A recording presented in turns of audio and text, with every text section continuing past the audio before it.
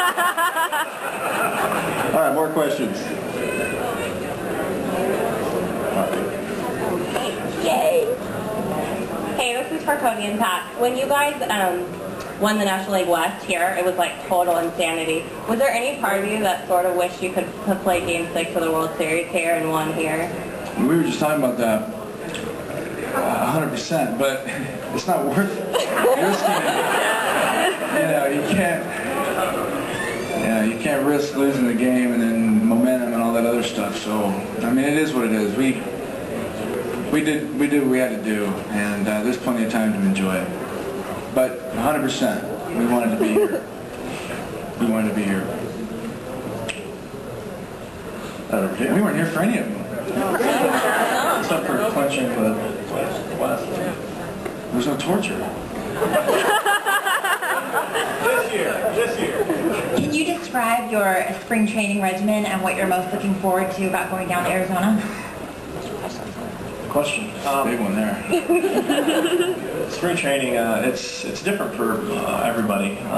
Some guys are going in and have to be mid-season form and try to make a team.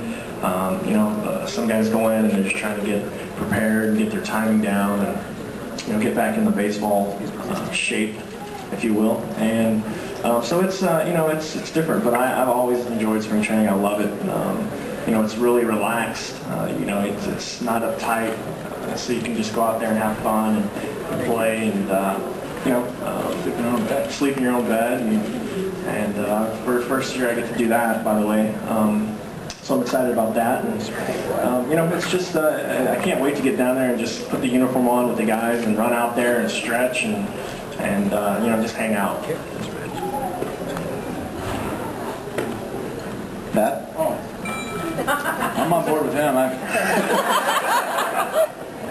Yeah, spring training, it's one of these deals where you don't want to put too much emphasis on how you're doing, but then if you're not doing well, then that's not good either. So you end up getting yourself ready to play. And it's important this year for us because one of the things that we have to realize is that as much fun as we're having enjoying last year, it is over. And no one's going to hand us anything. No one's going to lay down for us just because we won the year before. We have to go improve the same things we did last year, and that has to start right from the beginning, and that's got to be the mindset. So, we all had a shortened off season and all that, but come a week from now, it's time to get back to work. Rich, going through the end of baseball season and readjusting, coming back for the next season, you've done that for a few years. How long does it take for you to reset yourself and really focus on the next season? Well, my spring this year, I'm going to be golfing a lot. But, for me, spring training, as a position player, it's always a little too long. I mean, there's a certain amount of at-bats you need to get yourself ready, a certain amount of innings you need to play in the field. And, coming off a short off season like these guys are, I mean, I would probably like to take it a little easy the first couple weeks, get a couple at-bats, in a game here and there, and then build up to like when you're getting ready for the season. Because I remember having springs where, you peak too soon. And then next thing you know, the season starts and you're in a slump because, you only have a certain amount of hits in your career, man. You want to stay there. But, so each individual is different. I mean, exactly, yeah. But, guys like these who are, kind of like myself, we don't really have unorthodox stances or stuff like that. But some guys that are a little more unorthodox might take a little bit longer to get their timing down. And bingo. But no, it takes everybody a little different amount of time to get ready. And fortunately for me, I don't have to do that anymore. I just go throw a BP to these guys or something and be happy with that. What's your handicap? I'm 12 right now, but I'm trying to get down quickly. Yeah, that's single digits. That's the hard part. Well, hitting the ball's the hard part for me. More questions in the back? Gentlemen in the Warriors and Giants uniform. What did you...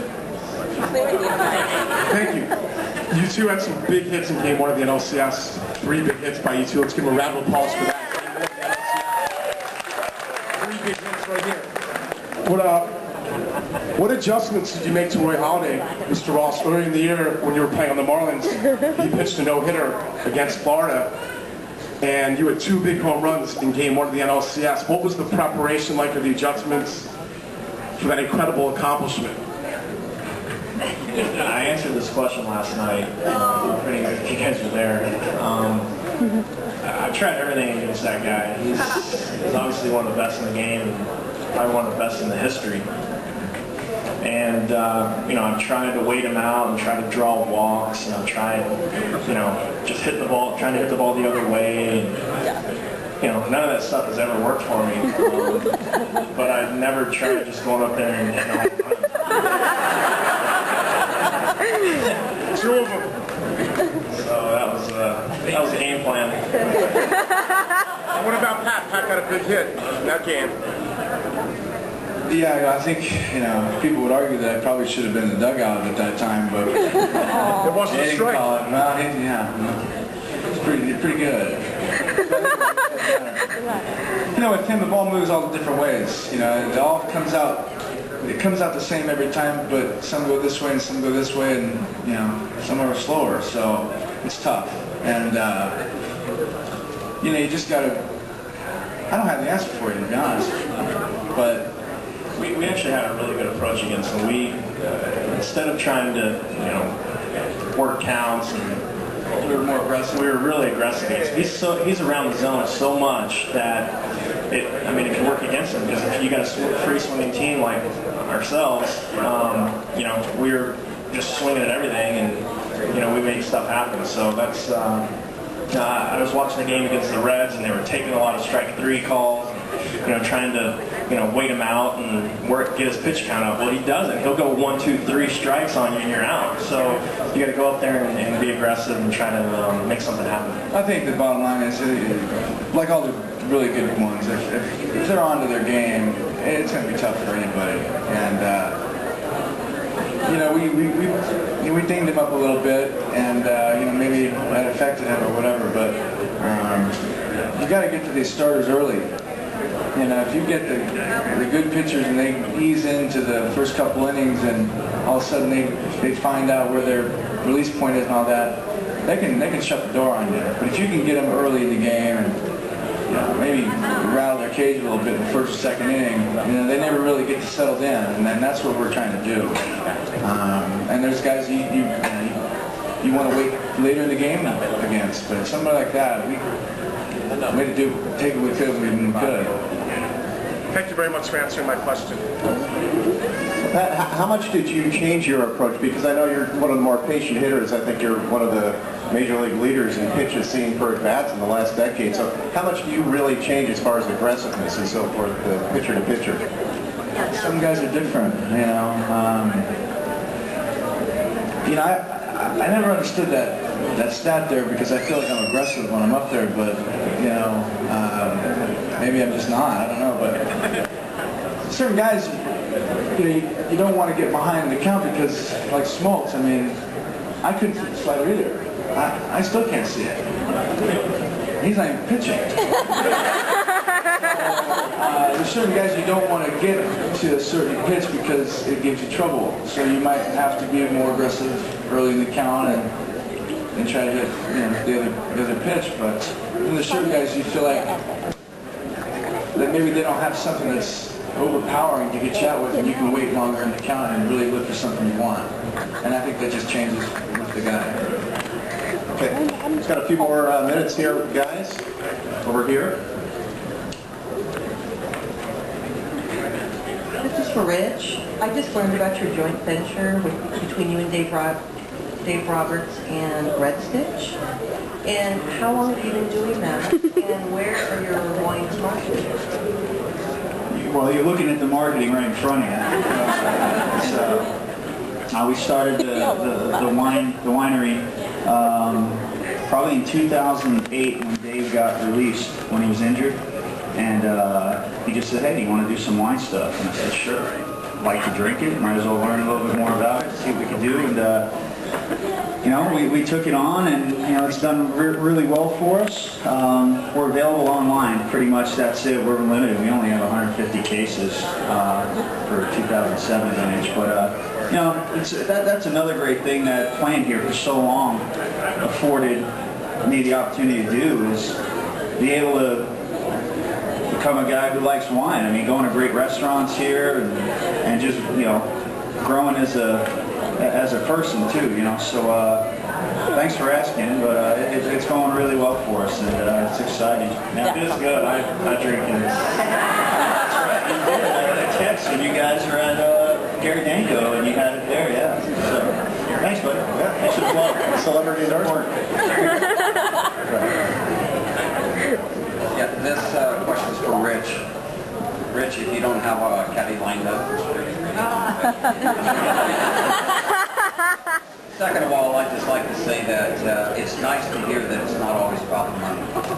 You know, we appreciate you guys that want to come to the city, play ball here, and it's great to hear that it's not always about the money. So thank you very much on that. I have one other.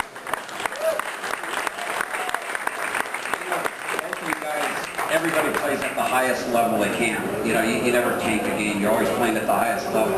But Pat, I'd like to ask you, you know, having somebody on the team that you went to college with and can play with, and I know, you know, you guys can jab each other and stuff, but does that help you? Does that push you, make you better? You know what, see, the thing about Aubrey was that in college, for whatever reason, he didn't get all the accolades that I think he should have. He was so much better than people gave him credit for, and you know, and then, you know, unfortunately, he got drafted by Tampa and had to kind of suffer through that for 6 years, and you know, being in fifth place every year, and that's unfortunate. And there's nothing, that's just luck of the draw. But to answer your question, it's nice to see him get the credit that he deserves. You know, last year coming here and having a great year as a left-handed hitter, which is tough. And I was just happy for him, you know, to get some of the recognition that I've always thought he deserved. College days. It was a little different back then. No, I still can't figure out how that whole thing happened. I was holding it in the parade like this, too. Who knows? I have time for one more question here.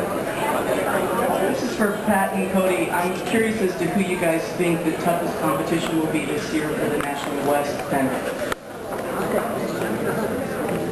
Good question, because most of the time we hear about Philadelphia and how we're going to get past them. But you're right. No, exactly true.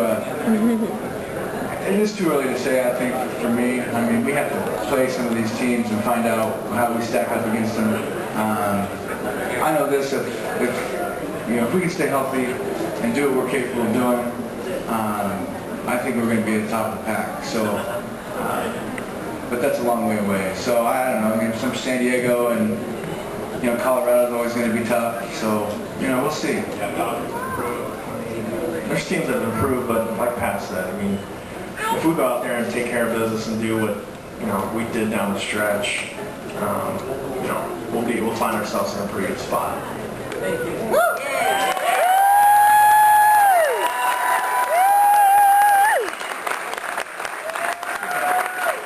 Yeah, I think they're going to be all right. They just come on the World Series win. I think they're in a pretty good position already. Guys, thanks for being with us today. Cody.